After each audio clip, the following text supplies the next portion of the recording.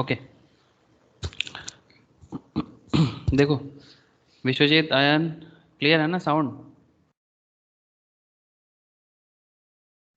Yes sir. Yes sir. ठीक है। अच्छा, first of all business environment. Okay, first of business environment का class चल रहा है। तो कॉमर्शियल नॉलेज में एंड बिजनेस एनवायरनमेंट का जो एरिया है, इसमें हम लोग काफ़ी सारे कॉन्सेप्ट में ऑलरेडी डिस्कस करना चालू कर दिए। लास्ट क्लास में कैडबरी के ऊपर केस स्टडीज़ हुआ था, आई थिंक याद है आप लोगों को? याद है कैडबरी का केस स्टडीज़ हुआ था ना? कोको कोला का केस स्टडीज़ हुआ था, याद है सर आप लोगों को? बोलो। Yes sir. Yes sir. Yes sir.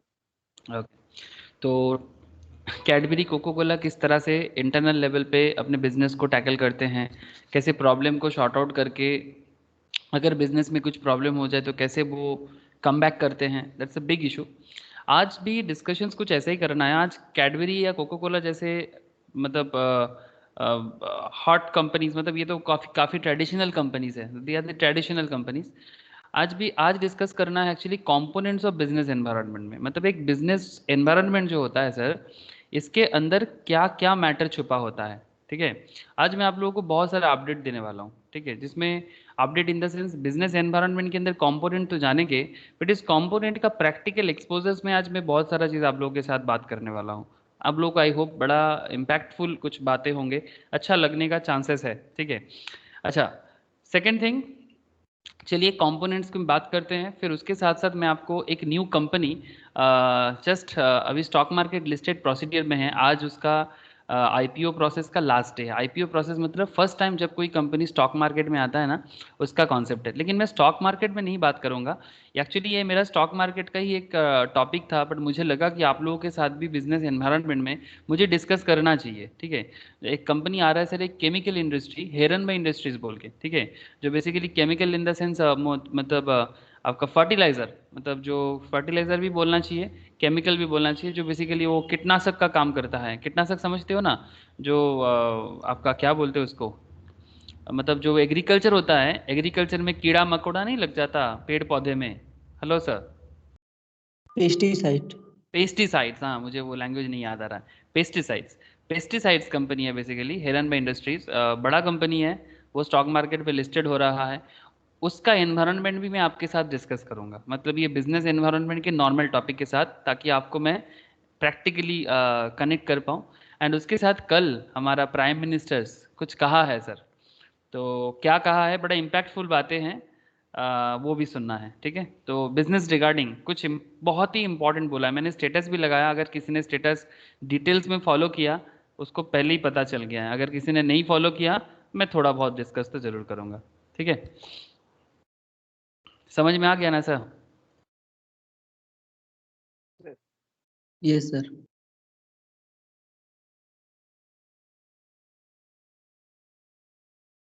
चलो सर स्टार्ट करेंगे।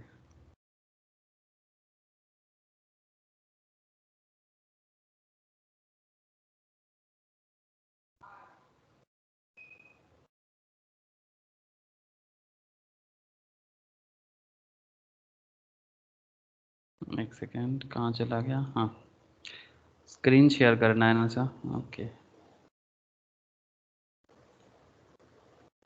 ओके, स्क्रीन शेयर है कि नहीं है? Yes sir. हाँ। ओके, तो फिर first of all components of business में डिस्कस करेंगे, फिर हेरन बे इंडस्ट्रीज का प्रैक्टिकल कनेक्शंस को कोशिश करेंगे सर। एंड इसके अलावा ये भी देखेंगे, ये अपना पीएम मोदी जी है ना, पीएम मोदी क्या कहा है प्राइवेटाइजेशंस के बारे में, क्या कहा है, says government has no business to be in business. It's a very impactful word. Okay, तो इसका मतलब देश की प्रधानमंत्री अगर कुछ कह रहा है इसके बारे में तो क्यों बोल रहा है, रीज़न क्या है, बिजनेस एनवायरनमेंट में एक बहुत इंपॉर्टेंट एरिया है। तो चलो मैं एक एक करके इंडिया के बिजनेस एनवायरनमेंट के बारे में ज़रूर बात करूंगा, but before that you have to understand what is actually business environment. तो बिजनेस एनवायरनमेंट का अगर आप कंपोनेंट्स में अगर हम लोग देख ले, कंपोनेंट्स ऑफ बिजनेस एनवायरनमेंट को अगर एक बार देख ले, तो उसके अंदर आपका काफ़ी सारा चीज़ें आ जाते हैं। कंपोनेंट्स मतलब एक बिजनेस को कंट्रोल करने के लिए कोई एक दो चीज़ का बात नहीं है सर, बहुत सारा चीज़ का मैटर होता है।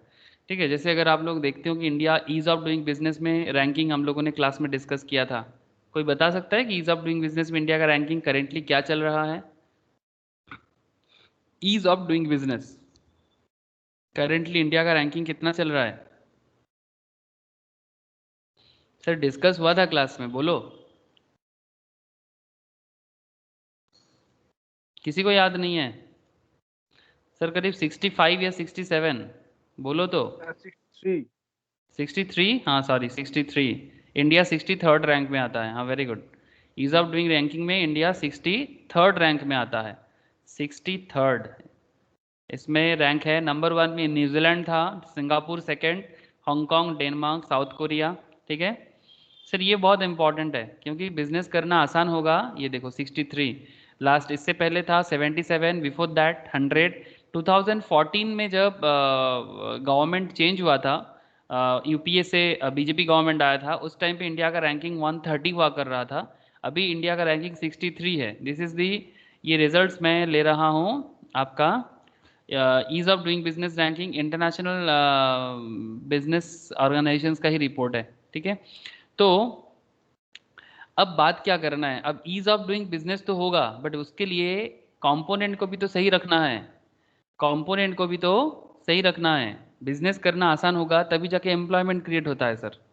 ये जो जॉब का मतलब एक क्राइसिस क्रिएट हो जाता है हमेशा, जॉब नहीं है, जॉब नहीं है।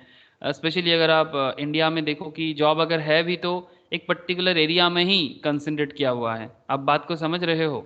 हाँ, जॉब अगर है तो कुछ कुछ एरिया में ही कंसंट्रेट किया हुआ है, और बाकी सबको उस एरिया में जाके नौकरी ढूंढना पड़ता है। अगर उसको वहाँ पर जाने का मौका नहीं मिला तो फिर आगे वो कुछ कर ही नहीं सकता।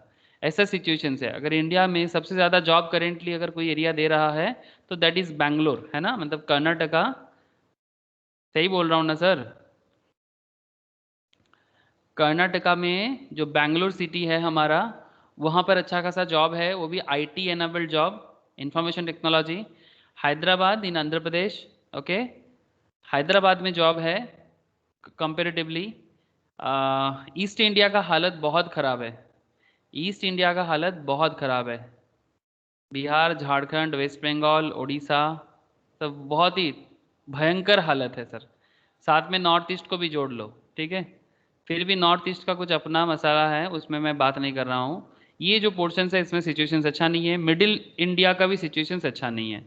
Concentration of job this area में है, Gujarat and Surat. I hope आप लोग सब सुने हो। आसपास में किसी को भी पूछते हो भाई कहाँ गए नौकरी करने, कोई सूरत गया है, कोई गुजरात गया है, मुंबई तो है ही काफ़ी दिनों से।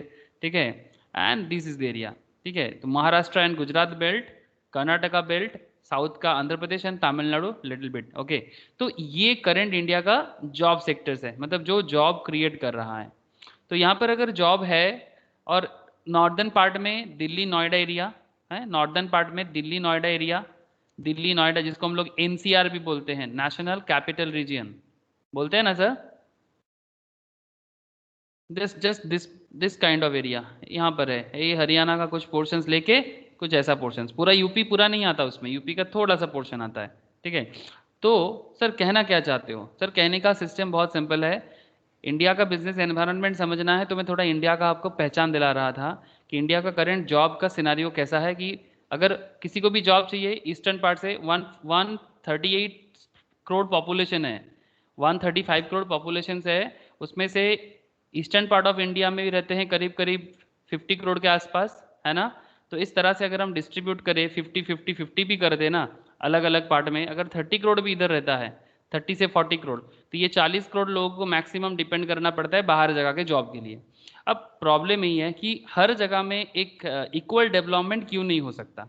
तो उसके लिए बिजनेस एनवायरनमेंट का जो कंपोनेंट्स है ना सर, उस कंपोनेंट्स को सही रखना है। तो इसके लिए आपको दो तरह का सिस्टम एनवायरनमेंट है। First of all internal environment, second thing external environment. अब मैं ईस्टर्न पार्ट्स में ज़्यादा फोकस इसलिए कर लेता हूँ because I am from the eastern parts of India. I think maximum of you is from the eastern parts of India. So चिंता तो है सर ईस्ट इंडिया के बारे में। तो internal environment and external environment, अगर आप इंटरनल एनवायरनमेंट को देखो तो इसमें इंटरनल में क्या क्या मैटर इंपॉर्टेंट है बिजनेस के लिए।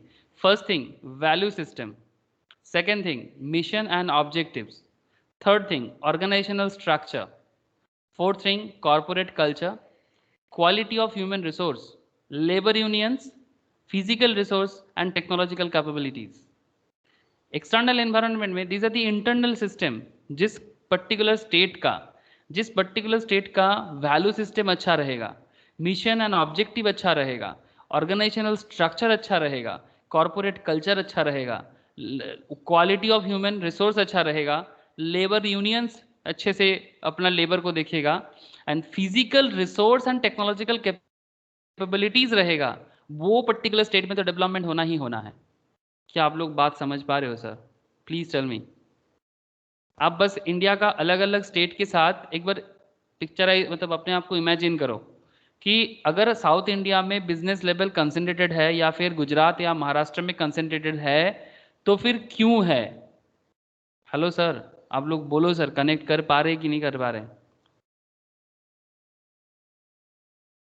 Yes sir. है ना? तो जस्ट आस्क योरसेल्फ, मतलब अपने आप को पूछो कि वाई गुजरात में ऐसा क्या है, महाराष्ट्र में ऐसा क्या है, कर्नाटका में ऐसा क्या है, तमिलनाडु, केरल एंड आंध्र प्रदेश में ऐसा क्या है कि यहाँ पर business environment comparatively other parts of India से अच्छा है? ऐसा क्या है यहाँ पर? क्यों इंडिया का बुलेट ट्रेन का प्रोजेक्ट यहीं पर बन रहा है? क्यों इंडिया का सबसे बड़ा क्रिकेट स्टेडियम, आप लोग जानते हो कल टेस्ट चालू हुआ है sir, hello, yes sir. World का, अहमदाबाद। हाँ अहमदाबाद का मोतेरा स्टेडियम এখন वर्ल्ड नरेंद्र का, मोदी स्टेडियम। हाँ नाउ नरेंद्र मोदी स्टेडियम। इसलिए नामकरण किए हैं गुजरात गवर्नमेंट नरेंद्र मोदी के नाम से, क्योंकि नरेंद्र मोदी ने ही सोचा था कि ऐसा एक स्टेडियम चाहिए गुजरात में, जब वो गुजरात के चीफ मिनिस्टर थे, और उन्हीं के प्लानिंग के अनुसार काम किया गया। और इसमें इन्वेस्टमेंट करने के लिए ये स्टेडियम देख लो एक बार।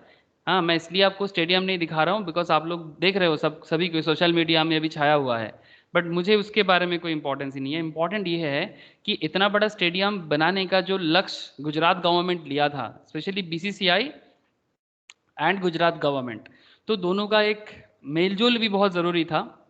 गुजरात गवर्नमेंट का जगह देना पड़ा, गुजरात गवर्नमेंट इसमें इन्वेस्ट भी किया है। सबसे इंपॉर्टेंट थिंग, गुजरात का दो बड़े बिजनेस माइंड, जानते हो दो बिजनेस माइंड क्या है? रिलायंस एंड अडानी। अदानी एंड रिलायंस, ठीक है? ये दोनों ने भी जोर शोर से खर्चा किया। तो सवाल ये उठ रहा है सर, और इसके सिर्फ अदानी और रिलायंस ने खर्चा तो नहीं किया, इसके अलावा इनके साथ जुड़ा हुआ छोटा मोटा और भी कंपनीज है। तो ये जो बिजनेस सिनारियो आज गुजरात बेल्ट में बना है, and that is the reason आज वर्ल्ड का सबसे बड़ा स्टेडियम, ये सिर्फ क्रिकेट स्टेडियम नहीं है, ये ओलंपिक कंट्रोल कर मतलब टैकल कर सकता है ऐसा क्षमता रखने वाला एक स्टेडियम है। एक स्पोर्ट्स कॉन्क्लेव है जिसका नाम है सरदार वल्लभ भाई पटेल स्पोर्ट्स कॉन्क्लेव, एक ऑथोरिटी है गुजरात में, मैं आपको बता रहा हूँ।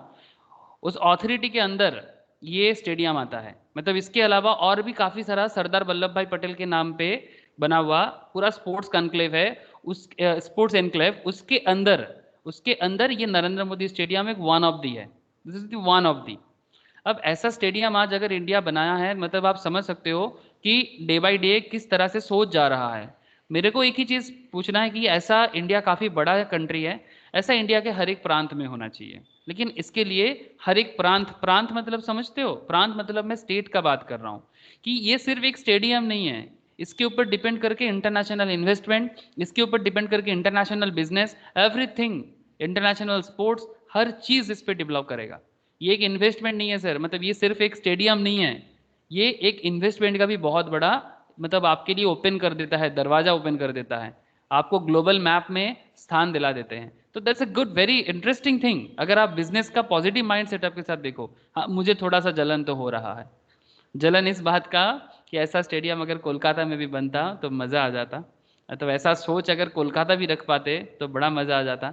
बंगाल या कोलकाता या फिर इस पार्ट का कोई भी एरिया में अगर ऐसा सोच बनता, ऐसा एनवायरनमेंट बनता, सीरियसली मैं जेलस हूँ, आई एम जेलस। इसलिए नहीं कि गुजरात में क्यों बना, मुझे गुजरात से कोई प्रॉब्लम नहीं है, बट मुझे जेलस इसलिए थोड़ा बहुत आता है कि भाई इस तरह का कुछ ना कुछ इधर भी होना चाहिए, ठीक है? मतलब जिस तरह से न्यूली हो रहा है, यस कोलकाता में है जो भारतीय क्रीड़ांगन इज देयर, बट काफ़ी पुराना है, ग्लोबल कॉन्सेप्ट अभी भी नहीं है।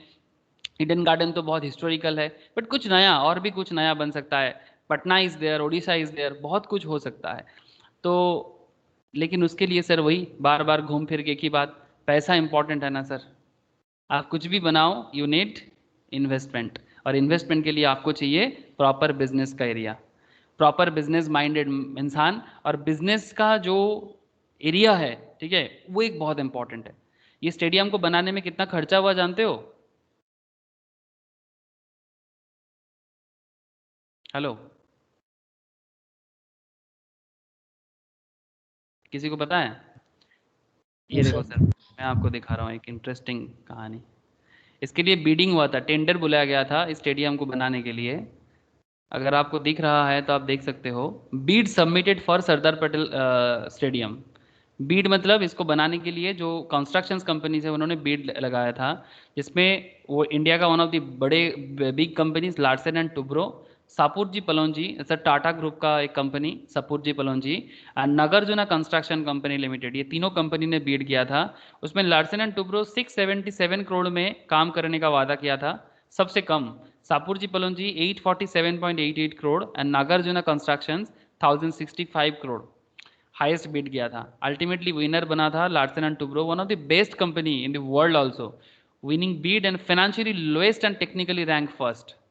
मतलब मैं तो ताज्जुब इस बात से हो रहा हूं सर, कि ये भी एक कंपनी है नागार्जुना जो 1065 करोड़ का बीड दिया था, और लार्सन एंड टुब्रो भी एक कंपनी है जो 677 करोड़ का बीड दिया था।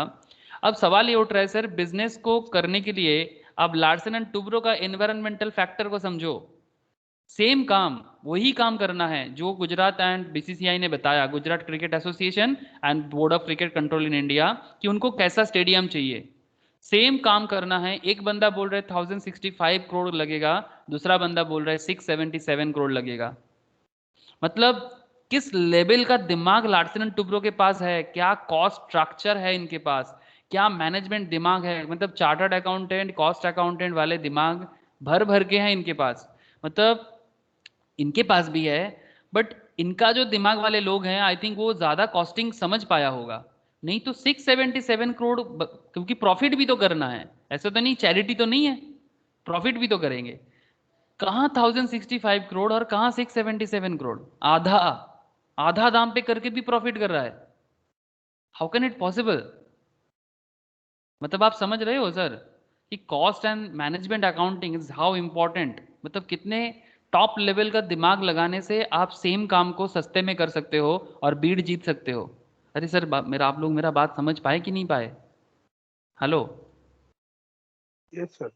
Yes sir. हाँ, क्या समझ पा रहे हो कि कितना इंपॉर्टेंट है? आज आप लोग चार्टर्ड बन रहे हो, कॉस्ट अकाउंटेंट बन रहे हो, सीएस का पढ़ाई कर रहे हो, आप समझ सकते हो कि जब एक ऑर्गेनाइजेशन के लिए आप काम करो, ऑर्गेनाइजेशन आपसे क्या मांगता है। ऑर्गेनाइजेशन आपसे यही सब मांगेगा। काम तो नागार्जुना भी करता है, काम तो सापुर जी भी कर रहा है, काम लार्सन एंड टुब्रो भी कर रहा है। But why Larsen and Toubro is the best construction company in the India and even in the world also? Because कुछ तो है, कुछ तो माइंड है इनके पास, कि सेम काम करने के लिए जो ज्यादा बीट कर रहा था वही काम ये आधा दाम पे कर रहा है, साथ में प्रॉफिट भी कर रहा है, और बहुत भरोसेमंद कंपनी है। ये एल का शेयर चेक करके देखो क्या दाम है इसका, ठीक है, चलो उसमें नहीं जाते अभी, ठीक है। तो आई थिंक आपको बिजनेस एनवायरनमेंट का समझ आ रहा है कि how business environment is important. This is the stadium. वाह, मतलब देखने ऐसा लग रहा है कि भाई अभी जाए और एक बार देख के आए। तो आई थिंक यू अंडरस्टैंड तो कि बिजनेस एनवायरनमेंट को स्ट्रांग रखना कितना इंपॉर्टेंट है। एक और दो एंड का भी नाम दिया है बिजनेसमैनों ने, एक अदानी एंड, दूसरा अब ओपोनेंट चिल्ला रहे कि बिजनेसमैन के नाम पे क्यों जा रहा है। अरे भाई, खर्चा किया, वर्ल्ड क्लास इंफ्रास्ट्रक्चर बनाया, क्या प्रॉब्लम है? कोई प्रॉब्लम नहीं है। अगर वो खर्चा कर रहा है और उसमें अगर इंडिया का इंफ्रास्ट्रक्चर बढ़ रहा है, बच्चे लोग को प्रैक्टिस करने का मौका मिल रहा है, स्पोर्ट्स इवेंट में पार्टिसिपेट करने का मौका मिलेगा, लोगों को और तरक्की करने का मौका मिलेगा, तो क्या प्रॉब्लम है इसमें? इसमें पॉलिटिक्स का कोई मतलब नहीं है। अगर बिजनेसमैन कंट्रीब्यूट कर रहा है, करने दो। बिकॉज बिजनेसमैन ही है जो एक्चुअली कंट्री को बनाते हैं। आज यूएसए जो वर्ल्ड क्लास बना है बिकॉज ऑफ बिजनेसमैन कंट्रीब्यूशंस। आज अगर इंग्लैंड या यूरोपियन नेशंस वर्ल्ड क्लास बना है बिकॉज ऑफ बिजनेसमैन कंट्रीब्यूशंस। तो बिजनेसमैन, बिजनेस बनना बहुत जरूरी है। जब तक बिजनेस नहीं बनेगा तब तक नहीं हो सकता।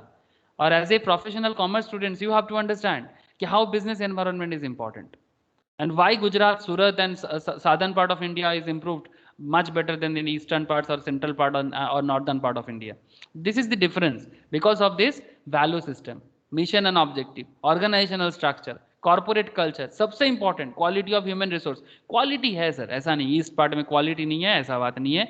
पूरा भारत मानता है कि वेस्ट बंगाल, बिहार, मतलब इन पे दिमाग भरा पड़ा है। आज अगर आप इंडिया का आईएएस देख लो, जो भी यूपीएससी क्लियरेंस में जो भी ऑफिसर है सब बिहार से निकलते हैं। तो बिहार अभी यूपीएससी आईएएस आईपीएस ये सब में टॉप क्लास है, तो दिमाग वाले लोगों का अभाव नहीं है। बस प्रॉब्लम क्या है ना, इनको एक प्रॉपर ऑर्गेनाइजेशनल स्ट्रक्चर चाहिए, एक वैल्यू सिस्टम चाहिए, एक मिशन, एक ऑब्जेक्टिव चाहिए। तो बिहार कोई पीछे नहीं है। बंगाल तो सर हमेशा से, आज नहीं, लास्ट 200 साल से वेस्ट बंगाल इंडिया को लीड करता था। आज लास्ट 70 साल में क्या हो गया I don't know sir, just because after the independence पूरा का पूरा कल्चर ही खत्म हो गया। अब आई डोंट नो, बहुत सारे रीज़न है, मैं उसमें नहीं जाना चाहता अभी। बट वेस्ट बंगाल का माइंड, मतलब बंगालीज का माइंड जो है, इनका चर्चा देश भर में है। अभी भी इसका मतलब जो अ, मतलब आप कहीं भी जाओ, इंडिया के किसी भी कोने में जाओ, आपको सुनने को मिलेगा कि बंगालीज मतलब शिक्षित तो बांगाली। तो दीज आर दी मतलब गुड थिंग जो बहुत इंस्पायर करता है कि बांगाली मतलब एक शिक्षा में अच्छा है। ठीक है, मैं राजस्थान घूमने गया था 2018 में, तो दिल्ली में भी बात कर रहा था किसी के साथ एक बार, तो वो लोग बोले थे नहीं भाई, बंगालीज का एक चीज़ है, दे आर भद्र लोग, मतलब दे आर वेरी जेंटल, मतलब एक एटीट्यूड अभी भी है। ठीक है, they are very gentle, they are very educated. हाँ, मतलब ये जो एक क्वालिटी ऑफ ह्यूमन रिसोर्स है, इसको यूज करना बहुत जरूरी है आई थिंक बिजनेस के पर्सपेक्टिव में। And next thing, labour unions, physical resource, micro environment and external में दो एनवायरनमेंट है। जैसे आप लोग इकोनॉमिक्स में दो कॉन्सेप्ट पढ़ते हो ना सर, एक माइक्रो एक macro, one is micro another is macro. तो micro and macro environment for external case में बहुत इंपॉर्टेंट है। ये तो इंटरनल था, स्टेट अपने अंदर का बात, या फिर बिजनेस अपने अंदर को किस तरह से हैंडल कर रहा है। अब एक्सटर्नल में एक micro another is macro. Micro में आ जाते हैं sir organisation, customers, competitors, market, supplier, intermediary, थोड़ा याद रखना होगा। मैक्रो में आ जाते हैं sir economic, political and legal, technological, global, socio cultural, demographic, these are the important. Macro मतलब जो एट लार्ज बात करता है। आज किसका इतना दिक्कत हो रहा है रे, किसका नेटवर्क में इतना प्रॉब्लम आज।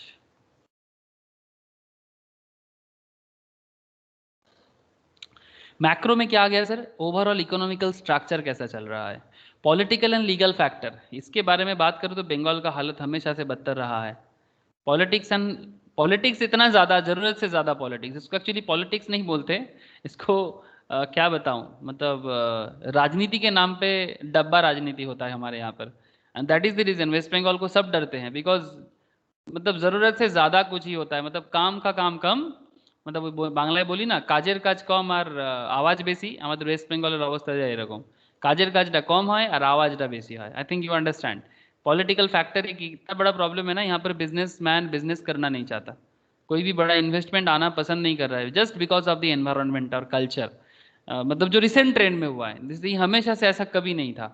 Okay, economic, political, legal, technological, global, socio cultural and demographic, मतलब वहाँ का पॉपुलेशन स्ट्रक्चर कैसा है, काम करने वाले लोग कैसे हैं, मैं सभी चीज़ों में एक एक करके आपको डिस्कस कर रहा हूँ।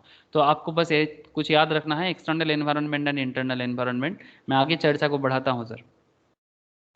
अच्छा, इंटरनल एनवायरनमेंट के अंदर अगर मैं बात करूँ तो क्या है ये इंटरनल एनवायरनमेंट, बड़ा इंटरेस्टिंग है सर। अगर आप ये इमेज देख रहे हो सर, सबको इमेज दिख रहा है, हेलो?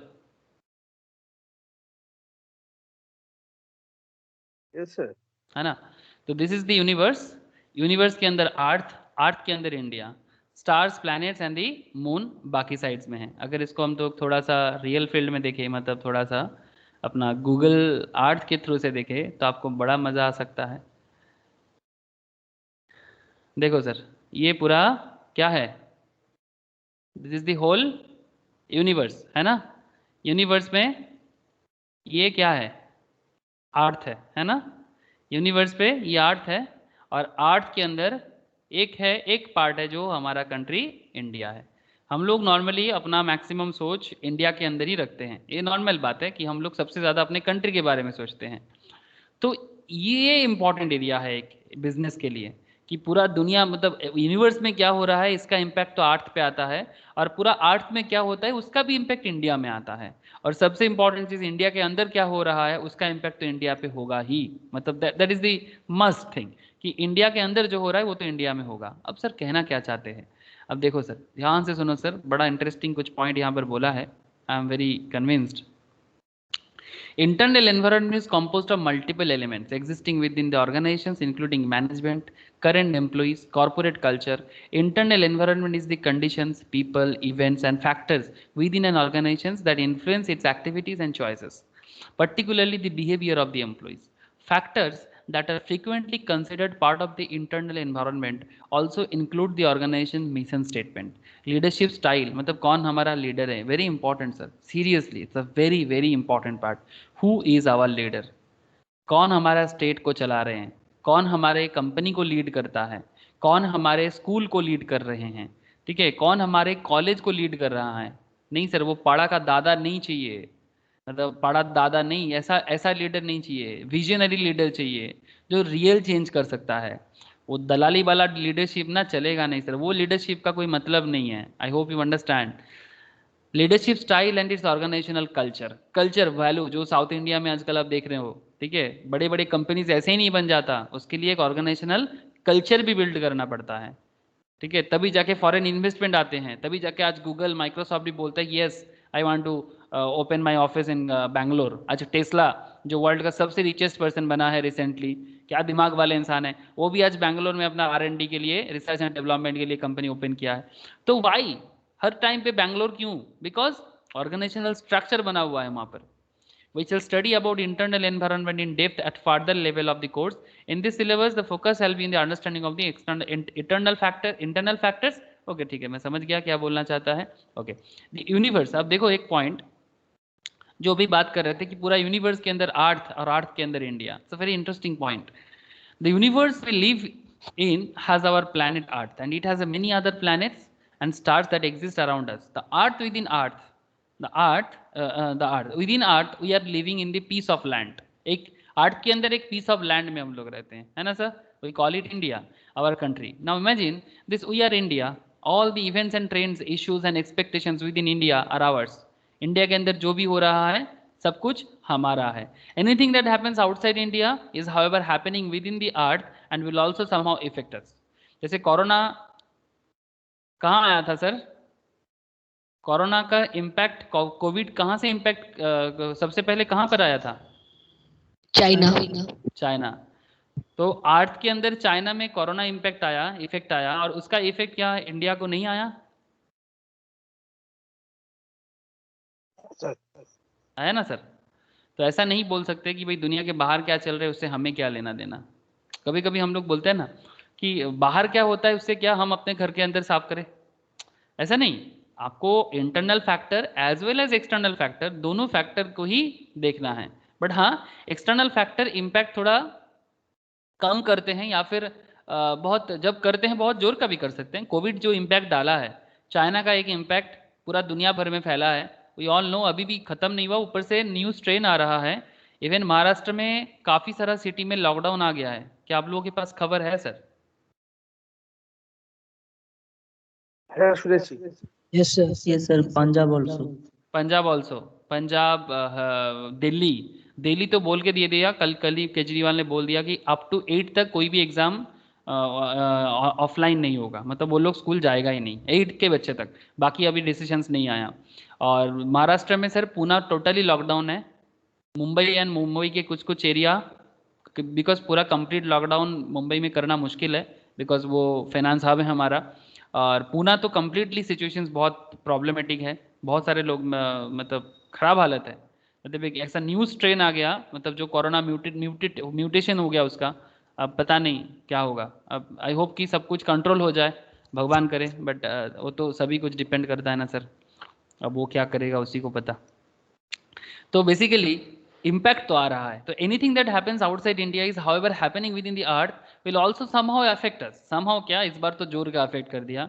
सिमिलरली जैसे मिडिल ईस्ट में तेल को लेकर लड़ाई होता है, मिडिल ईस्ट की कंट्रीज में तेल को लेकर लड़ाई होता है, सीरिया में बहुत जोर का झमेला है सर, आप लोग जानते हो ना, ये जो एरिया है ये सब एरिया में बहुत झमेला चलता है, यू ऑल नो, पता है ना सर? सीरिया, इराक, इज़राइल, काफ़ी प्रॉब्लम है ऐसे। इसमें इज़राइल अच्छा कंट्री है सर, बहुत ताकतवर कंट्री है ये। मैक्सिमम सब यूरोपीय अरबियन नेशंस इजराइल से जलता है यार। इजराइल इंडिया का बहुत अच्छा दोस्त है। लेकिन यहाँ पर बहुत प्रॉब्लम है। आप लोग मूवीज़ वगैरह भी तो देखते हो, सलमान खान का, सैफ अली खान का, कितना सारा वो क्या बोलते हैं, बहुत सारा मूवीज़ आया है ये सब एरिया के ऊपर। नहीं आया सर? नहीं देखे?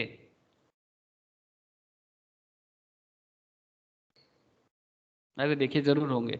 तो उसका इम्पैक्ट अपने इंडिया के ऊपर आता है, बहुत कम आता है, बट हाँ आता है। अब पॉइंट यही है, anything that happens outside art in the universe would eventually affect the art and thus India as well because it is a part of the art. Now look at the image तो हमने देख लिया, और ये वाला image में देखो, इस इमेज में बता रहे हैं टोटल एक्सटर्नल एनवायरनमेंट, उसके अंदर दो तरह का, एक माइक्रो और एक मैक्रो। अब माइक्रो में internal environment is the part of micro, and macro environment मतलब जो आपको मैंने पहले ही रीड करा दिया कि मैक्रो एनवायरनमेंट में क्या क्या आता है, इकोनॉमिक्स, पॉलिटिकल्स, लीगल, सारा का सारा मैटर आ जाता है। Now micro and macro environment का थोड़ा डिटेल्स। ओके, तो micro and macro environments we already understand. अब हम लोग आपके साथ कुछ इंटरेस्टिंग पॉइंट पे बात करेंगे कि एक बिजनेस का स्ट्रेंथ, उसका वीकनेस, मतलब जिसको हम लोग बोल सकते हैं सर क्या बोलेंगे, स्वॉट एनालिसिस। ओके, तो कोई भी बिजनेस के लिए एनवायरनमेंट जितना टॉप क्लास होगा उसके ऊपर डिपेंड करके उस पर्टिकुलर स्टेट का बिजनेस एरिया, उस पर्टिकुलर ऑर्गेनाइजेशन का बिजनेस डेवलप कर सकता है। वेरी इंटरेस्टिंग एरिया, ध्यान से देखो। स्ट्रेंथ देखिए, समझ में आ रहा है, डंबल उठा रहे हैं। Strength is an inherent capacity within an which an organization can use to gain strategic advantage over its competitors. Exactly. An example of strength is superior research and development skills which can be used for new product and development so that the company gains competitive advantage. मतलब जो company जिस particular state में ये सब मौका है, research and development का मौका है, कंपनी का वो एनवायरनमेंट है, जो भी कंपनी अपने अंदर काम कर रहे हैं, लाइक रिलायंस हो, अदानी हो या हिरम्बे इंडस्ट्रीज हो, ठीक है, वो रिसर्च एंड डेवलपमेंट में कितना ज़्यादा समय बिता रहा है, इंपॉर्टेंट है। रिसर्च डेवलपमेंट करना है हमारा। आज के दिन में एजुकेशन में रिसर्च किसी को करने बोलो, क्या रिसर्च, एग्जाम पास कर जाए बहुत है। आजकल तो कॉलेज के एजुकेशन तो कोई बात ही नहीं रहा ना, स्पेशली कोविड एरा में तो कॉलेज एजुकेशन एकदम बेकार हो गया, कुछ नहीं रहा है। अब सवाल है कि सर ऐसा एजुकेशन तो पास तो लोग हो जाएगा, बट प्रॉब्लम है कि सर सर्वाइवल कैसे करेगा। और सबसे बड़ा चीज, अपनी लाइफ में कुछ तो बनना है किसी को, तो एडुकेशन में रिसर्च नहीं होगा, डेवलपमेंट नहीं होगा, तो भी एडुकेशन डब्बा बन जाता है। तो वैसा कल्चर बनाना बहुत ज़रूरी है। ये सिर्फ सबको पास करा देंगे, सबको ग्रेजुएट बना देंगे, ये जो राजनीति चल रहा है ना सर, ये खराब बात है। कोई भी करे, कोई भी करे, चाहे सेंट्रल गवर्नमेंट करे चाहे स्टेट गवर्नमेंट करे, this is not welcoming. Education को आप डब्बा नहीं बना सकते, because education actually pillar of the society. Education is the pillar of the society. ये जब गिर जाए ना, सोसाइटी खड़ा नहीं हो सकता। और ये इंडिया में जो पॉलिटिकल लीडर्स लोग हैं, अगर आप थोड़ा सा आंख कान खोला रखो, किसका बात कर रहा हूँ, कौन है, आप अंडरस्टैंड कर लोगे। जो किसी को सीखने नहीं देता है, कोई नया चीज़ को आने नहीं देता है, किसी को काम नहीं करने देता है, ठीक है, अगर आपको कुछ अच्छा चीज़ सिखाएगा नहीं, आपके एडुकेशन के लिए क्वालिटी खर्चा कोई नहीं करेगा, तो आप मुश्किल में पड़ जाओगे और आपका पैरों तले जमीन खिसक जाएगा। एडुकेशन को डब्बा नहीं बना। बिहार का सिचुएशन सबसे खराब क्या हुआ है ना, बिहार का इतना टैलेंट इसीलिए खराब हो रहा है बिकॉज बिहार का एजुकेशन पैटर्न खराब हो चुका है, and that is the reason Bihar का प्रॉब्लम। सिमिलरली बंगाल में भी वही सेम टू सेम चल रहा है। अब फिर भी कुछ अच्छा चीज़ है, पुराना स्ट्रक्चर के कारण कुछ ना कुछ बचा हुआ है, अब पता नहीं इसको बचा पाएंगे कि नहीं, लेकिन हम लोगों का प्रॉब्लम यही चल रहा है। अब दूसरा स्टेट में भी बिजनेस चल रहा है, वहाँ पर भी इकोनॉमिकल डेवलपमेट हो रहा है, बट कहीं ना कहीं वो लोग कुछ तो चला के कर रहा है ना, मतलब कुछ तो मतलब क्लेवरली काम को कर रहा है। तो एग्जैक्टली स्ट्रेंथ क्या हो गया फिर? Strength is an inherent capacity which an organisation can use to gain strategic advantage over its competitors. मैं इसके ऊपर आपको आज हिरम्ब के बारे में बताऊंगा। ये हिरम्ब इंडस्ट्रीज क्या है, इसका strength opportunities I will discuss. अगर स्टॉक मार्केट सबको समझने का जरूरत नहीं है, अगर कोई समझना नहीं चाहता, बट अगर मैं तो बोलूंगा सर स्टॉक मार्केट को समझो, तो इकोनॉमी को समझ में बड़ा जबरदस्त मिलेगा। Weakness is an inherent limitations और constraint which creates strategic disadvantage. अगर आपके अंदर कोई वीकनेस है, हो सकता है सभी के अंदर वीकनेस हो सकता है, सभी ऑर्गेनाइजेशंस के अंदर वीकनेस होता है, सभी स्टेट का वीकनेस है, हर स्टेट का कुछ अपना पॉजिटिविटी है, सब स्टेट का अपना कुछ नेगेटिविटी है, सिमिलरली इंसान का, सिमिलरली कंपनी का। बोलते हैं कि weakness is an inherent limitations और constraint which creates strategic disadvantage. An example of a weakness is over dependence on a single product line, which is potentially risky for a company in time of crisis. एक ही product line पे अगर कोई अपने आप को बनाते हैं तो वो उसका एक वीकनेस है, बिकॉज वो दूसरा रिसर्च एंड डेवलपमेंट करके न्यू प्रोडक्ट को मार्केट में नहीं ला पा रहा है। अपॉर्चुनिटी क्या है? स्ट्रेंथ हो गया, वीकनेस हो गया, अपॉर्चुनिटी क्या प्रॉब्लम क्रिएट कर सकता है? प्रॉब्लम नहीं, अपॉर्चुनिटी तो आपको एडवांटेज देगा, स्ट्रेंथ देगा। Opportunity is a favorable conditions in the organization's environment which enables it to consolidate and strengthen in positions. An example of an opportunity is growing demand for the product or service that a company provides. Okay, and threat क्या होता है sir? Threat is kind of is an unfavorable conditions in the organizational environment which creates a risk or cause damage to the organization. An example of a threat is the emergence of strong new competitors. अगर आपके market में आप जो business line पे हो, अगर similar business line पे कोई स्ट्रॉन्ग कंपटीटर आ जाए तो ये आपके लिए एक थ्रेट है, who are likely to offer stiff competition to the existing companies in an industries. अगर मैं ये strength, weakness, opportunities and threats, that is the SWOT analysis, समझ में आ रहा है ना सर? SWOT एनालिसिस क्या है? हेलो सर बोलिएगा, ये SWOT क्या है? क्लियर हो रहा है ना? Basically this is the SWOT। अभी मैं आपको इसी SWOT एनालिसिस को यूज करके आप इसको किसी भी कंपनी का फाइनेंशियल स्ट्रेंथ समझ सकते हो, specially while investing in the stock market, या फिर अगर आप एक एंटरप्रेन्योर के तौर पे कभी कोई बिजनेस बनाना चाहते हो, या फिर किसी भी बिजनेस के बारे में जब आपको एनालाइज करने के लिए बोले as a CS, as a CA, आपका बहुत काम रहेगा, ठीक है? तो इन दैट केस आप उस कंपनी का स्ट्रेंथ को कैसे पहचानोगे? ठीक है, मैं आपको एक इसका प्रैक्टिकल बताऊंगा अभी।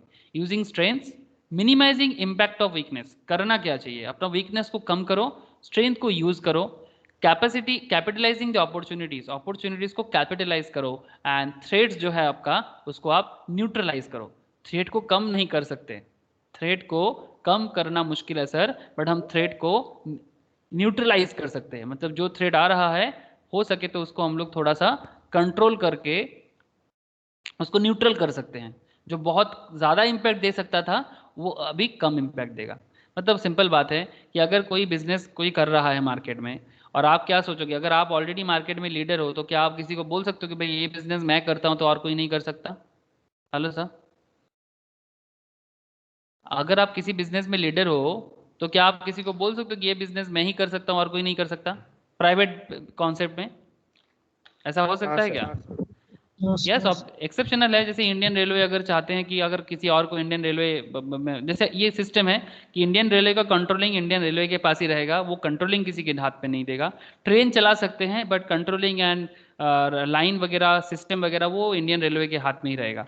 तो इस तरह का पॉइंट, ठीक है। लेकिन मैक्सिमम बिजनेस के केस में, सपोज आपने एक ग्रोसरी स्टोर ओपन किया अपने घर के सामने और काफ़ी दिनों से आपका बिजनेस बहुत पॉपुलर है, तो आपके बगल में कोई एक दूसरा बिजनेस बना लिया, तो आप रोकोगे क्या उसको? कैसे रोक पाओगे? वो गुंडागर्दी वाला जमाना गया सर, वो धीरे धीरे चला जाएगा, उसमें नहीं बनेगा। तो पॉइंट यही है कि आप न्यूट्रलाइज कर सकते हो अपने थ्रेट को, लेकिन थ्रेट को कम नहीं कर सकते। उस पर आप अपना रिसर्च एंड डेवलपमेंट करके अपने आप को इंप्रूव करो। वो किसी को डरा के धमका के अपना थ्रेट को कम नहीं कर सकते आप। अब चलो मैं आपको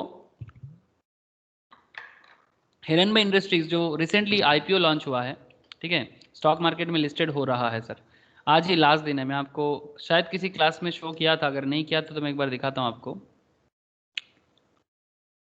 ये देखो, ये कोई कंपनी IPO लेके आ रहा है न्यू, ये देखो, देख रहे हैं सर, अपकमिंग IPOs हिरनबाई इंडस्ट्रीज, ठीक है, आ रहा है सर। LIC आएगा, बजाज एनर्जी आएगा, नेशनल कॉमोडिटी एंड डेरिवेटिव आ रहा है, बारबेक्यू नेशन ये भी आएगा, ठीक है। ये आपका बारबेक्यू नेशन जो है ना सर, ये आपका पिज़्ज़ा हट, डोमिनोज का जो बिजनेस है ना, वो इंडिया में ही रन कराते हैं। NSDL, ठीक है, ऑलरेडी इससे पहले काफ़ी बड़े बड़े कंपनीज आ गया था, जिसमें SBI कार्ड, ओके, ये सब ऑलरेडी लिस्टेड हो चुका है। SBI कार्ड, रोसरी बायोटेक, ठीक है, येस बैंक, माइंड स्पेस, एंजल ब्रोकिंग, हैप्पीएस्ट माइंड, रूट मोबाइल। नॉर्मली ये सब चर्चा में स्टॉक मार्केट का चर्चा का विषय है, बट मैं आपको थोड़ा सा स्ट्रेंथ, वीकनेस, अपॉर्चुनिटी, थ्रेट के बारे में बताना चाहता हूँ। जो लोग स्टॉक मार्केट क्लास के साथ हो उनके लिए तो बहुत बढ़िया, और जो नहीं हो उनको फ्यूचर में बहुत ज़्यादा अंडरस्टैंडिंग होगा, बिकॉज ये सब आपको इसलिए ही पढ़ाया जाता है बिजनेस एनवायरनमेंट, ताकि आप अपने लाइफ में इन्वेस्टमेंट डिसीजंस अच्छे से समझ पाओ, अपने बिजनेस ऑर्गेनाइजेशंस के लिए टॉप लेवल आइडिया जनरेट कर पाओ, या फिर अपने लिए, अपने फैमिली के लिए भी अच्छा इन्वेस्टमेंट प्लानिंग कर पाओ। तो ये हिरनबाई इंडस्ट्रीज में हमें उसका स्ट्रेंथ, वीकनेस देखना है। एक्चुअली मैं स्टॉक मार्केट क्लास के लिए ही बनाया था, तो मैं सोचा कि आपको भी मैं एक बार शेयर कर दूं। एक्चुअली मुझे पढ़ाई रेडी करते वक्त समझ में आया कि नहीं, इसको एक बार बताना चाहिए। तो ये कंपनी का थोड़ा बहुत बात आपको करता हूं मैं। द इनिशियल पब्लिक ऑफर, मतलब फर्स्ट टाइप जब कंपनी बीएससी या एनएससी नेशनल स्टॉक एक्सचेंज में लिस्टेड होता है तो उसको आईपीओ बोलते हैं ना sir. The initial public offer of Heranba industries will open for subscription on Tuesday, during which the company will seek to raise 625 crore. तो इसको मार्केट से करीब 625 करोड़ उठाना है सर। कितना स्टॉक मार्केट में आ रहा है, इनको पैसा का नीड भी है, तो करीब 625 करोड़ इनको मार्केट से एक्चुअली उठाना है। उसमें फ्रेश इशू है 60 करोड़ का। फिर फ्रेश इशू मतलब बाकी बाकी जो अमाउंट है करीब 560 के आसपास का, 565 समथिंग, वो 565 करोड़ एक्चुअली उनका पुराना ऑफर फॉर सेल है। मतलब जो ऑलरेडी शेयर होल्डर है वो अपना शेयर को सेल करके निकल जाएगा, और फ्रेश इशू एकदम होगा जो 60 करोड़। मैं आपको टेक्निकलिटी ऑफ स्टॉक मार्केट में लेके नहीं जा रहा हूं sir. I just want to say कि ये जो हिरनबे इंडस्ट्रीज है ये क्या करता है, इसका स्ट्रेंथ क्या है। जो इन्वेस्टर, ये देखो क्या बोला है कि क्या आपको इन्वेस्ट करना चाहिए, ठीक है, क्या आपको इन्वेस्ट करना चाहिए, all you need to know. तो बेसिकली इसका एक एक शेयर का क्या दाम आ रहा है, आपको कितना चीज जाननी चाहिए। फर्स्ट ऑफ ऑल 23 से लेके 25 फरवरी तक इसका मार्केट ओपन रहेगा खरीदने के लिए। उसके बाद आप खरीद सकते हो जैसे वो स्टॉक मार्केट में लिस्टेड हो जाए फिर, लेकिन अभी तो स्टार्टिंग सिचुएशंस है, ठीक है। What is the price band, मतलब जब स्टार्ट फर्स्ट टाइम मार्केट में आता है, this is called primary market. Primary market में खरीदने के लिए आपके पास 23 से लेके 25 का ही टाइम है, और इसके बाद आप खरीद सकते हो सेकेंडरी मार्केट में, खरीद सकते हो जब स्टॉक मार्केट में लिस्टेड हो जाए। मैं और डिटेल्स में नहीं जाना चाहता। What is the price band और फिक्स्ड दाम, तो सर एक एक शेयर का दाम रखा है 626 से लेके 627 का, ओके। या फिर 600, मतलब ये डिपेंड करेगा कि क्या दाम पे लिस्टेड होगा। 626 और 627 मैक्सिमम बीट जिस दाम पे होगा वो दाम पे नॉर्मली लिस्टेड होता है। और आईपीओ एक साथ अगर आपको खरीदना है तो मिनिमम आपको एक लॉट लेना पड़ता है। लॉट से होता है एक्चुअली 23 शेयर्स, ठीक है। 23 शेयर्स, अगर आप 626 का बोली लगाते हो तो 23 इंटू 626, अगर आप 627 का बोली लगाते हो मतलब बीडिंग करते हो तो 23 इंटू 627। मैं और डिटेल्स में इसमें नहीं जाऊंगा।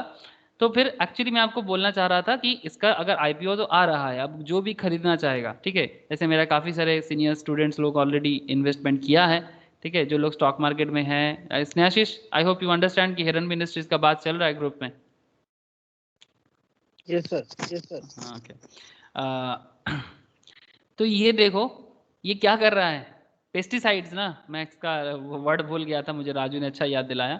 पेस्टिसाइड्स दे रहा है ना खेत में, तो ये इसी का कंपनी है एक्चुअली, मैक्सिमम एक्सपोर्ट करता है। तो अगर इस कंपनी के बारे में आपको थोड़ा सा आइडिया लेना है कि कंपनी में इन्वेस्ट करना सही रहेगा क्या रहेगा, तो क्या सोचना है। फर्स्ट ऑफ ऑल जो मैंने आपको बता रहा था, the IPO fresh issue 60 crore का, 90,15,000 इक्विटी शेयर्स ये प्रोमोटर फील्ड से बेच रहा है मार्केट में, तो जो खरीदेगा उनको मिलेगा। अच्छा, बिजनेस का सिचुएशन अगर देखा जाए तो मार्केट में इसका लोन एकदम नहीं है सर, लॉन्ग टर्म लोन कुछ नहीं है। Given the dominant positions in pyrethroids market, मतलब जो पेस्टिसाइड्स है, better return ratios than peers. Peers मतलब इनका जो कॉम्पिटिटर है उनसे इनका रिटर्न रेशियो अच्छा है बिजनेस का। Reasonable valuations to peers, increasing export opportunity, बहुत ज़्यादा एक्सपोर्ट करता है विदेश में। Strong balance sheet with a low long term debt, मतलब मार्केट में लॉन्ग टर्म लोन बहुत ही कम है, ये एक अच्छा बात है। स्ट्रॉन्ग फाइनेंशियल पोजीशन, बिजनेस का फाइनेंशियल पोजीशन सच में अच्छा है। अगर आप इसको थोड़ा सा और फाइनेंशियली देखो तो फाइनेंशियली इसका काफ़ी अच्छा जा रहा है कंपेयर टू इस पीयर्स। इसका जो कॉम्पिटिटर है मार्केट में, अभी हम लोग देख रहे थे ना कॉम्पिटिटर के बारे में, कॉम्पिटिटर में है sir rallies India, Sumitomo chemicals, Bharat रसायन, ठीक है, इनका भी बिजनेस अच्छा ही बना है, लेकिन ये अपने कॉम्पिटिटर से रिटर्न में अच्छा बताया जा रहा है। अच्छा, तो ये एक आपके लिए अच्छा point. Return on capital employed, return on equity is above 30%, मतलब जितना कैपिटल डाले जाते हैं बिजनेस में उससे 30% एक्स्ट्रा रिटर्न कमाया जाता है। ये अकाउंटिंग का कॉन्सेप्ट है, आप लोग धीरे धीरे अकाउंट्स में और बेहतर बनोगे, ये सब चीज़ समझ जाओगे। Heranba industries 10 things to know before subscribing the issues, क्या क्या 10 चीज़ें आपको यहाँ पर बोल रहा है। इसका कंपाउंडेड एनुअल ग्रोथ रेट अच्छा बताया जा रहा है, ये सब फिनेंशियल है सर, मैं आपको जस्ट थोड़ा सा डेमो दे रहा हूँ, मैं आपको डिटेल्स में नहीं लेके जाना चाहता, ठीक है। थोड़ा सा जैसे आप देख रहे हो कि लास्ट क्वार्टर में CAGR 2020-25 में 53, मतलब कंपाउंडेड एनुअल ग्रोथ रेट, मतलब बिजनेस हर साल में कितना कंपाउंड करके अपनी बिजनेस को ग्रोथ करेगा? 53.1%, 23.7%, 19.2% एग्रोकेमिकल मार्केट में ये ग्रोथ करेगा। एग्रोकेमिकल मार्केट ग्रोथ करेगा, मतलब जिस फील्ड में ये बिजनेस है, मतलब इस बिजनेस में करीब 50% के आसपास ग्रोथ है ईयर टू ईयर। तो दीज आर दी कुछ अच्छा पॉइंट ऑफ व्यू है, ठीक है। यहाँ पर पूरा का पूरा उसका प्रॉफिट, ईबीआई, टीडीए, मतलब कितना अर्निंग बिफोर टैक्स वगैरह सारा का सारा दिया हुआ है। गुड सिचुएशंस में है। रिस्क किससे है इनको? रैलिस इंडिया से है, भारत रसायन से है, सुमीमोटो केमिकल से है। इसमें ये रैलिस इंडिया का स्टॉक कुछ दिन पहले लिस्टेड हुआ था, काफ़ी अच्छा रिटर्न दिया था सर। एक बार मैं देखता हूँ, आपको दिखाता हूँ अगर मिल जाए तो।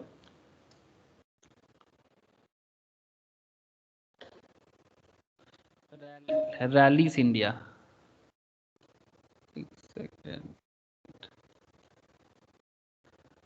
Rallis India share price, Rallis का शेयर ये कहाँ ओपन हो गया?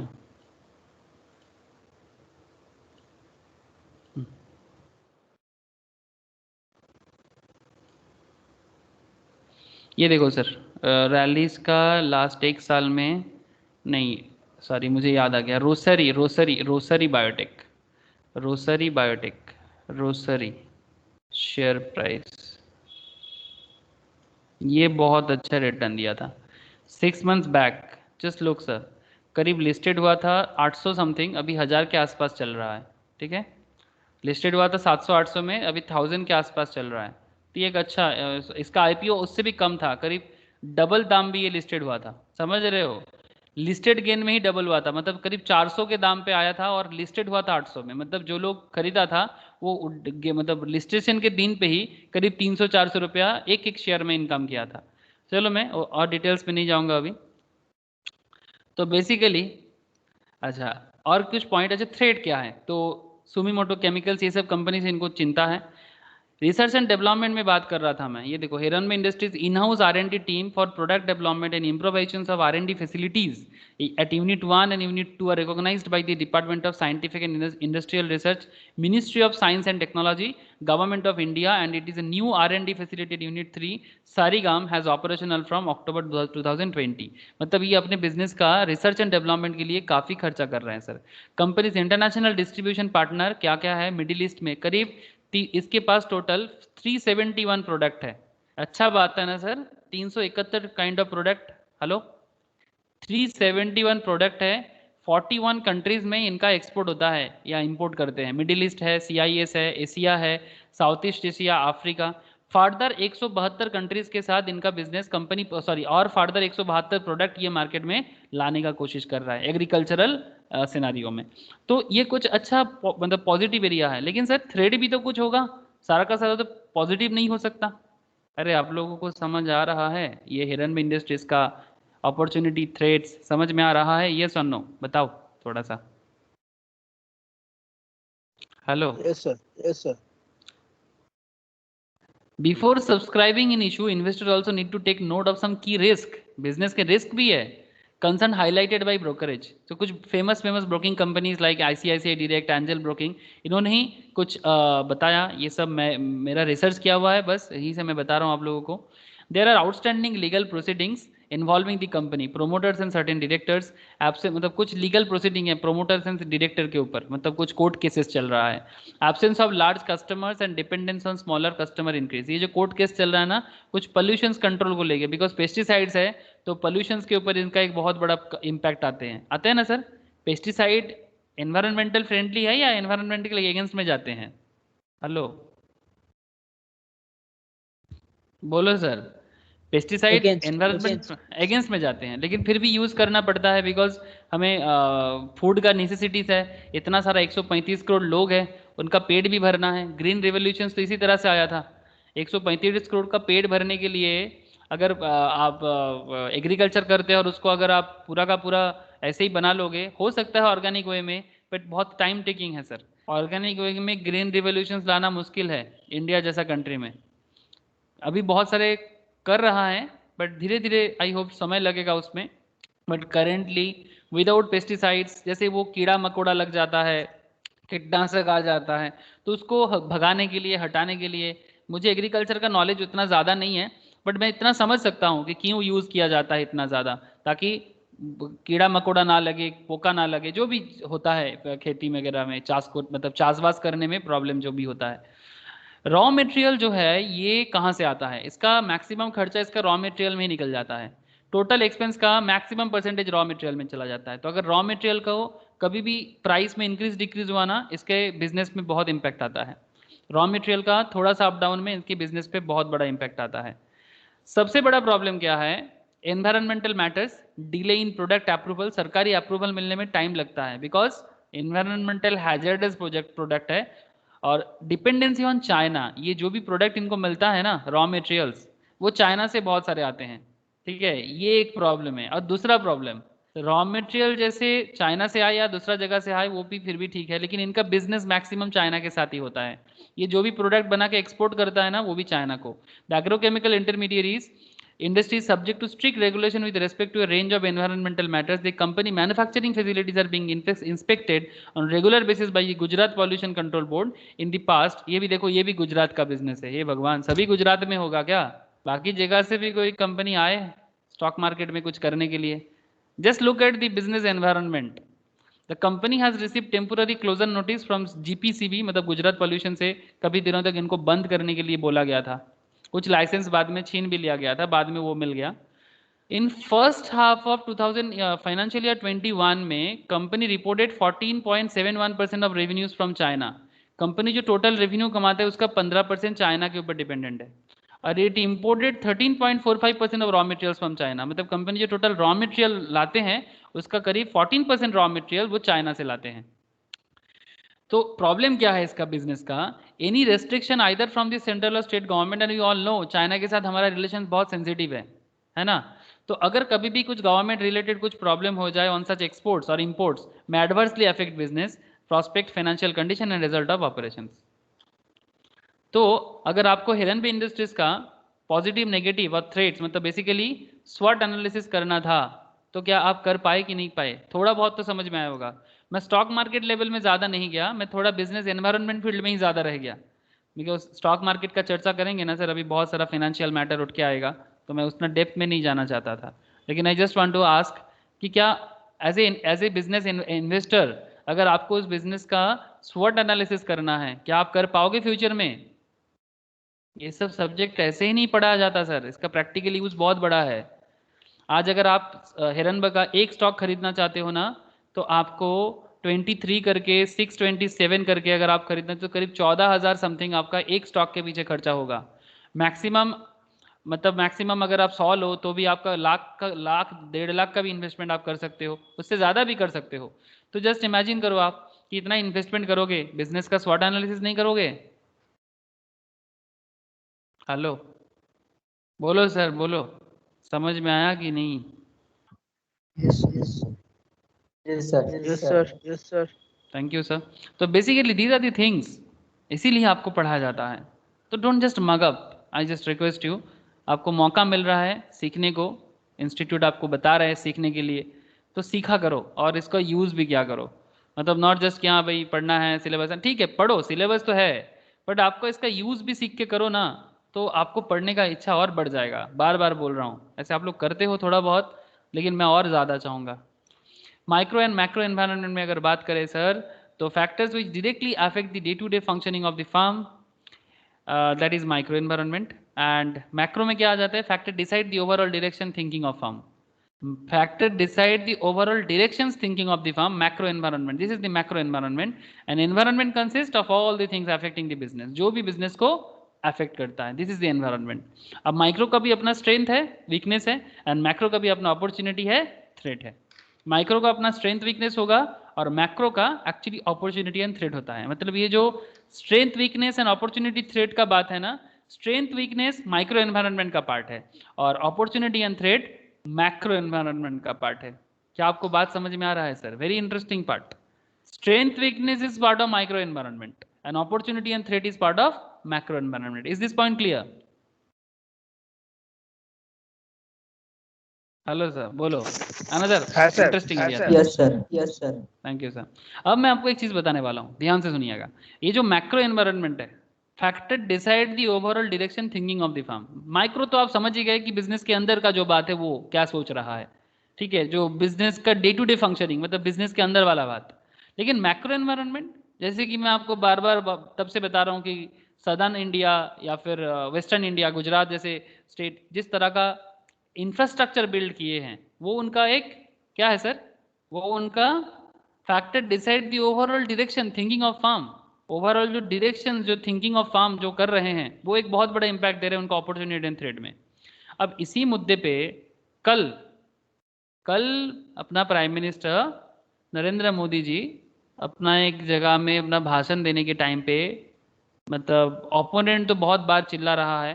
अब ओपोनेंट तो उसका काम ही है अपोज करना, ओपोनेंट इसीलिए नाम है सर, अपोज करना उनका काम है।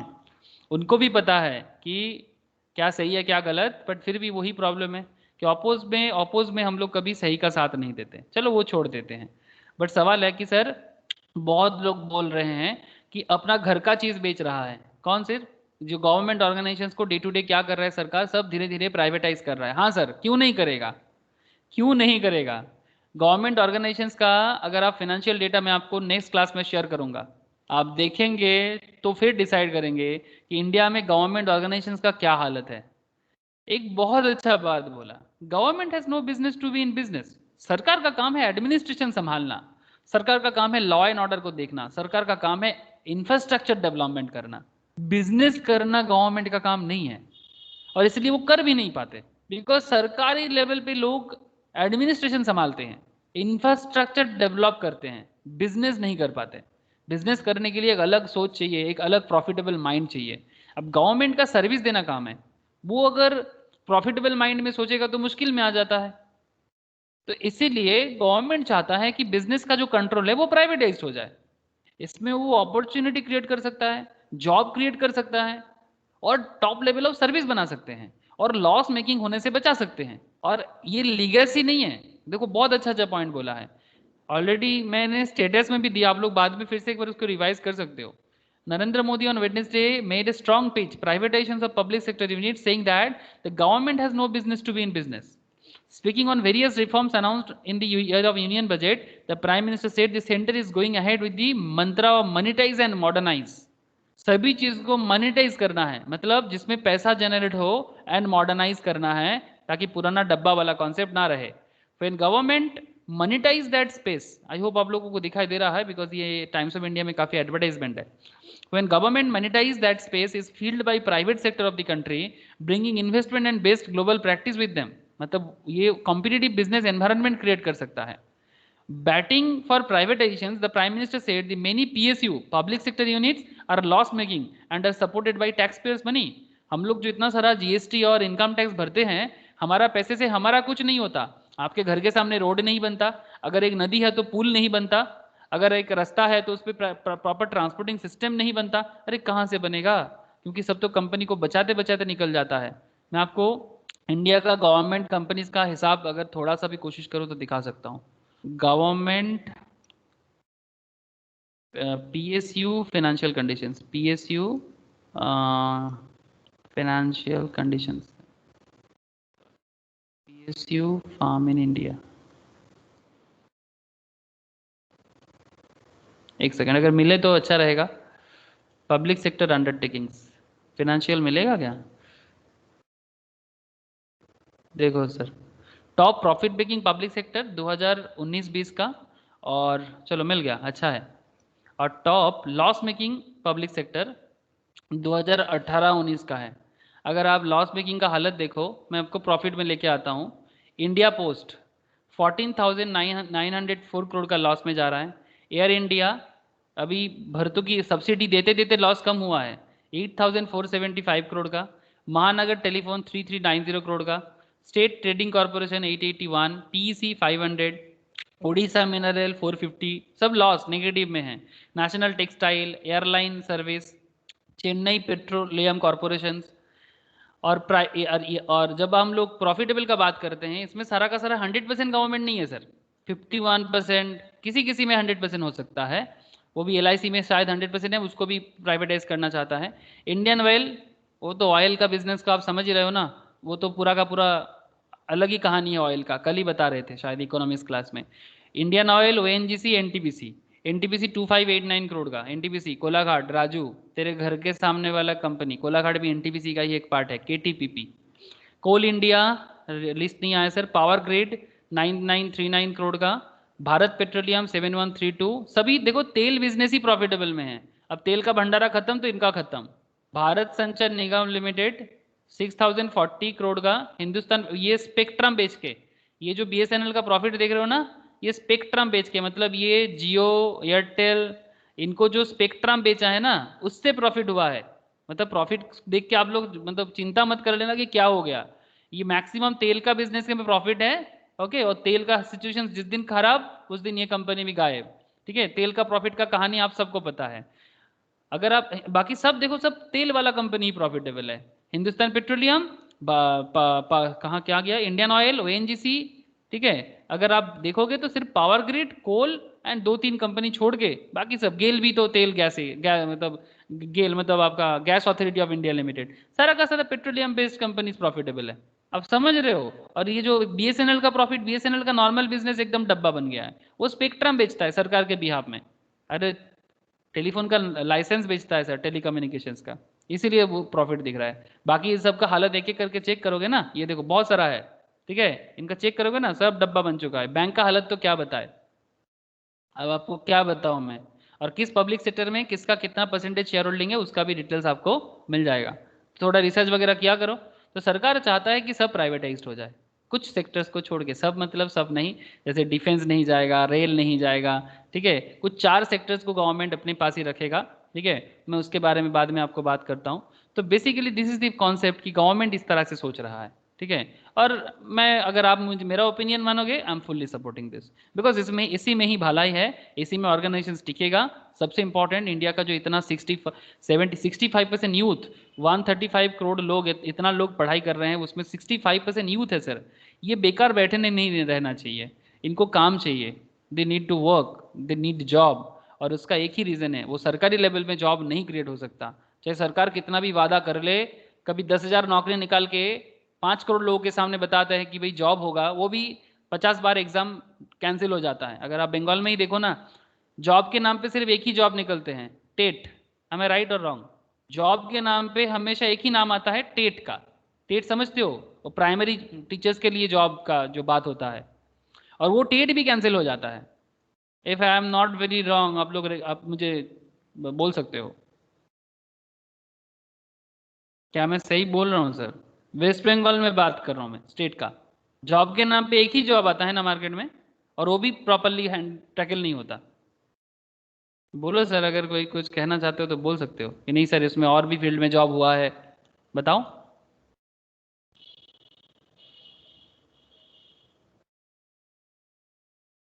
कोई कुछ बोल नहीं रहे हो, सब क्या गुस्सा हो गया क्या मेरे ऊपर। अरे सर मैं तो फैक्ट बता रहा हूँ, और देश का प्राइम मिनिस्टर जो बोल रहे हैं वही आपके साथ शेयर कर रहा हूँ। Hello, Yes, sir. मेरा आवाज तो आ रहा है ना। Yes, sir. Yes sir. अरे सर मैं कोई गवर्नमेंट के अगेंस्ट में नहीं हूँ रे बाबा। ठीक है, जो आपका है वो भी मेरा ही है। मैं बस आपको फैक्ट बता रहा हूँ, एज पर बिजनेस एनवायरनमेंट जो है, जो हो रहा है, और जो होने वाला है। ठीक है, तो it's a very impactful thing कि जो देश का सरकार सोच रहे हैं उसका मतलब। ठीक है, तो this is the point, the government has many undistributed assets and those would be monetised Garner of 2.5 lakh crore. अब समझ सकते हो, 2.5 लाख करोड़ कोई कम चीज़ नहीं है। अब इतना सारा ऑर्गेनाइजेशंस का क्षमता है, इसको अगर हम लोग यूज़ नहीं करेंगे तो फिर आगे का हालत तो खराब हो जाएगा। ठीक है, तो ये जो मोनेटाइजेशन पॉलिसीज के लिए प्राइवेटाइजेशन पॉलिसीज, जिसमें एक ओवरऑल जॉब क्रिएशन होगा। हाँ ऑब्वियसली, जिनको सिक्योर्ड जॉब चाहिए उनको तो बुरा लगेगा। सिक्योर्ड जॉब मतलब काम कुछ नहीं करना है, बस बैठे बैठे सैलरी लेना है, इन दैट केस उनको प्रॉब्लम है। जो काम करने वाले इंसान है उनको चिंता नहीं है, बिकॉज जो काम करेगा उसको ऑर्गेनाइजेशन कभी नहीं छोड़ेगा। ठीक है, परफॉर्मेंस बेस्ड काम नौकरी हो जाएगा, और परफॉर्मेंस बेस्ड नौकरी होने से सुविधा क्या होता है कि काम होता है, ऑर्गेनाइजेशन आगे बढ़ता है, और टैलेंट का कदर होता है। ठीक है, टैलेंट का कदर भी होना चाहिए। This is the micro and macro environment, I think यही सब बोला है। अगर आप देखो तो आपको यही सब दिखेगा। The employees of the firm, they are characteristic and how they are organized. मैं इसीलिए बार बार बोल रहा था, customers base on which the firm relies for business, the ways in which the firm can raise its finance, who are the firm suppliers and how are the links between the two being developed, the local community within which the firm operates, the direct competition and how they perform. These are the micro and macro environment का कुछ points है, ठीक है। इसमें अगर आप micro के अंदर देखो, माइक्रो में कितना सुंदर बोल के रखा है, कस्टमर्स जो आपको मतलब जो आपका प्रोडक्ट लेता है, one who pays to acquire the product, organizations consist of the owners, board of directors, employees, market, price sensitivity, market maturity, cost structure. Intermediaries, one who act as a bridge between the manufacturer and the marketer. Competitors, other entities that compete for resources as well as market, and suppliers with their bargaining power affect the cost structure. तो these are the micro thing जो आपका business environment को बहुत जोर शोर से control करता है। एंड जो चीज़ मैं बार बार आपके सामने लाता हूँ, शायद आप लोग कभी कभी गुस्सा भी हो जाते हो मन ही मन में, या फिर सोचने लगते हो क्या सर पागल तो नहीं हो गया क्या सर। मैक्रो फैक्टर में मैं बहुत बार ये पॉइंट को लाता हूँ, ये पॉइंट को लाता हूँ, ये पॉइंट को लाता हूँ, and also this, also this, also this. अरे भाई सभी पॉइंट में बार बार डिस्कस करता हूँ आप लोगों के साथ। डेमोग्राफिक भी तो ऑल्सो है, ठीक है, पॉपुलेशंस का जो एक सिचुएशन, पॉपुलेशन साइज कितना है, इनकम डिस्ट्रीब्यूशंस कितना है लोगों के अंदर। इनकम डिस्ट्रीब्यूशंस का बाद मैं आप लोगों के साथ कितना बार किया सर, बिजनेस एनवायरनमेंट क्लास में ही most probably per capita income के बारे में मैं बात करता था कि नहीं करता था, बोलो किया कि नहीं किया, कभी किया ना, कि इंडिया में state wise per capita situations क्या है, ठीक है, कौन सा स्टेट कितना नंबर में है, क्यों है, क्या रीजन है, ठीक है। आज अगर चलो गोवा सिक्किम छोटा स्टेट है, पॉपुलेशन उन पे कंट्रोल है, थोड़ा उनको गवर्नमेंट फैसिलिटीज भी है, मतलब वहाँ पर जाके प्रॉपर्टी वगैरह खरीदना भी मुश्किल है, तो भीड़ नहीं हो सकता, चलो गोवा सिक्किम का समझते हैं। बट दिल्ली ऐसा कोई बात नहीं है, पूरा ओपन टू ऑल है, मतलब very hi-fi economy comparatively. Chandigarh वो भी ओपन टू ऑल है, हरियाणा ओपन टू ऑल है, Puducherry this is also open to all, Karnataka ये भी तो एक बहुत बड़ा स्टेट है, बहुत बड़ा स्टेट है बेटा, मतलब बंगाल का साइज ही देखो आप, यहाँ पर ही देख सकते हो, साइज भी देख लो आप, मतलब पॉपुलेशंस को कंट्रोल भी करना स्टेट का काम होता है, ठीक है, और उस हिसाब से जॉब क्रिएट करना वो भी इंपॉर्टेंट होता है। कर्नाटका कोई छोटा स्टेट नहीं है sir, just look at the size of Karnataka, Bengal से बड़ा है सर, बड़ा है कि नहीं है, बोलो सर, बंगाल से बड़ा है कि नहीं है, बड़ा है। Yes sir. आप उड़ीसा देखो, उड़ीसा भी कोई छोटा स्टेट नहीं है, साइज को देखो आप तमिलनाडु देखो, छोटा नहीं है सर, हाँ केरल छोटा है, केरल का इसलिए थोड़ा सा छोटा है ना, कंट्रोल करने में थोड़ा सा, लेकिन अब लुक एट दी महाराष्ट्र, दो बंगाल आ जाएगा, वेस्ट बंगाल जैसा दो दो स्टेट घुस जाएगा, दो क्या ढाई हो जाएगा आई थिंक। गुजरात को देखो, साइज देखो, उसमें ये तो रन ऑफ कच्छ है, हाँ सर, गुजरात का जो ये एरिया है ये तो कच्छ रन है, यहाँ पर तो कुछ नहीं हो सकता, वहां पर भी टूरिस्ट बिल्ड कर दिया। कच्छ रन जानते हो ना, द रन ऑफ कच्छ, जो पूरा एकदम समुंदर और मतलब एक तरह का रेगिस्तानी है, बट एक अलग ही स्ट्रक्चर के साथ बना हुआ है, भगवान का दिया हुआ है। तो अगर छोटा बड़ा का बात तो एकदम ही नहीं है, कॉन्सेप्ट इज कि हम लोग बनाने की कोशिश में है कि नहीं है, वी आर रेडी और not, this is the important fact. तो बहाना मार के कोई फायदा नहीं है। पर capita income, income distribution is a big factor, just look at this ना। अब देखो मिजोरम, अरुणाचल, आंध्र, पंजाब, अंडमान, हिमाचल, महाराष्ट्र, तमिलनाडु, इनका भी पर capita income, NSDP per capita recently भी अगर आप देखो करीब 2 लाख 2.5 लाख के आसपास है। वेस्ट बंगाल सिर्फ 1 लाख में है सर। मैं बार बार वेस्ट बंगाल, मुझे दुख होता है, I am very jealous. Orissa 99,000, Bihar इसको भी बहुत कुछ करना पड़ेगा, ठीक है, मतलब डिस्ट्रीब्यूशन ऑफ इनकम, किसी एक के पास बहुत पैसा है ये बात नहीं कर रहा हूं मैं, ठीक है, distribution of income. Uttar Pradesh situations बहुत खतरनाक, इंडिया का सबसे ज्यादा पॉपुलेशन वाला स्टेट है, ठीक है। राजस्थान में तो मैक्सिमम पोर्शंस में कुछ होता ही नहीं है, मतलब राजस्थान जैसा रेगिस्तान, मतलब पूरा का पूरा डेजर्टेड है। अगर आप राजस्थान का अगर आप वेस्टर्न पार्ट देखोगे, ये पूरा का पूरा रेगिस्तान में भरा हुआ है। आपको मैं इमेज से भी दिखा सकता हूँ, देखो सर, इसमें कुछ नहीं बनता, इसीलिए मैक्सिमम मारवाड़ीज अपने आप को इंडिया के अलग अलग पहलू में जाके बना लिया, बिकॉज यहाँ कुछ होता ही नहीं है। लुक एट दी सिचुएशन, ये जो पोर्शन देख रहे हो ना सर, इसमें ये पोर्शन तो पूरा थर्ड डेजर्ट है, और बाकी जैसलमेर वगैरह में भी कुछ नहीं बनता, और इसके ऊपर कनेक्टेड करके जगह में कुछ एग्रीकल्चर नहीं है। तो राजस्थान का मैक्सिमम पार्ट में एग्रीकल्चर का हालत बहुत ख़राब है, तो एक्चुअली फसल वगैरह होता ही नहीं है। कुछ एरिया है यहाँ पर, एक शहर है, कभी उसके बारे में आपको बताऊंगा, एकदम बॉर्डर सिटी है पाकिस्तान के साथ, यहाँ पर बहुत अच्छा होता है। मैं आपको बताऊंगा कि वो रेगिस्तान में भी कैसे खेती बना के रखा है। उसका जगह का नाम मुझे अभी याद नहीं आ रहा है, श्री गंगानगर। कभी उसके बारे में अगर आप सुने कि नहीं जानते, मतलब वो बहुत ज़्यादा फर्टाइल नहीं है, बट फिर भी पंजाब में कैनल खींच के, पंजाब से कैनल को एक्सटेंड करके, वो गंगानगर का राजा क्या बनाया गंगानगर को, कभी देखिए हो श्री गंगानगर? मतलब सोच होने से कुछ भी हो सकता है, बिजनेस एनवायरनमेंट बनाया जा सकता है सर। श्री गंगानगर, मैं कोशिश करता हूँ आपको दिखाने का, अगर आप देखोगे आपको लगेगा फॉरेन में आ गए। इतना मतलब देख रहे हो सर, इसका स्ट्रक्चर ही अलग है, इसका जो स्ट्रक्चर है ना वही अलग है। मंदिर वगैरह भी बहुत सारे हैं। ये देखो यहाँ का घर वगैरह देखने से आपको समझ में आएगा कि काफी डेवलप है, इकोनॉमी भी काफी डेवलप है। खेती बाड़ी जो भी करता है ना एकदम टॉप क्लास, वो भी कुछ नहीं है, कैनल खींच खींच के कर रहा है, कैनल को एक्सटेंड करके कर रहा है। मंदिर वगैरह है बहुत सारा, कभी मैं इसके बारे में आपको बताऊंगा। इसके बारे में मैं यहाँ पर बहुत ज़्यादा नहीं है बहुत सारी चीज़ें, but seriously it's interesting. Pakistan border में है। तो मैक्रो इकोनॉमिकल फैक्टर इस तरह से किसी भी एरिया को इम्पैक्ट कर सकते हैं, क्या है नहीं, it's not a big thing, क्या है उसको यूज़ करना बहुत इंपॉर्टेंट है। तो आई थिंक सर अभी बाकी का जो एरिया है इतना तक तो आप आराम से कर सकते हो।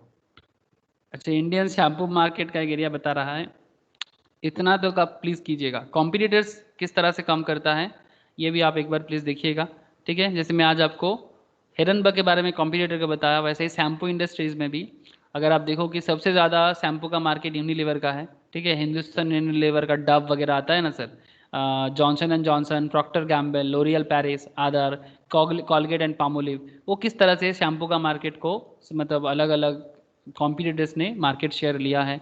आप इस तरह से नूडल्स मार्केट को भी सोच सकते हो, जैसे नेस्ले, मैगी, यप्पी किस तरह से मार्केट को कैप्चर किया है। तो इस तरह से आप ऑर्गेनाइजेशंस को समझ सकते हो।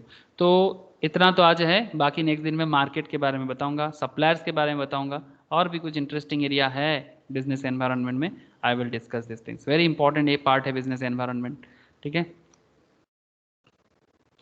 कोई सवाल हो तो करो सर, या समझ में आया तो भी बोलो। ऐसा है मुझे अच्छा था, बहुत सारे मैं एक्चुअली आज कोशिश किया था आप लोगों को प्रैक्टिकली काफ़ी सारा मुझे पॉइंट आज पता नहीं कनेक्ट हो रहा था, तो मैं बोला नहीं आज तो बता देना ही चाहिए।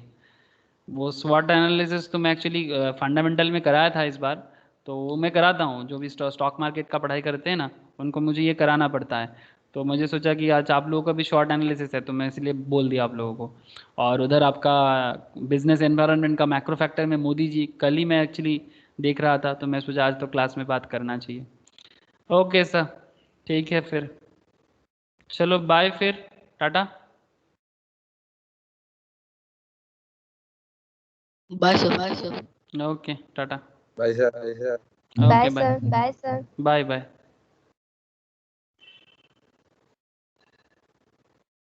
सर पेमेंट को हाँ हाँ बोल।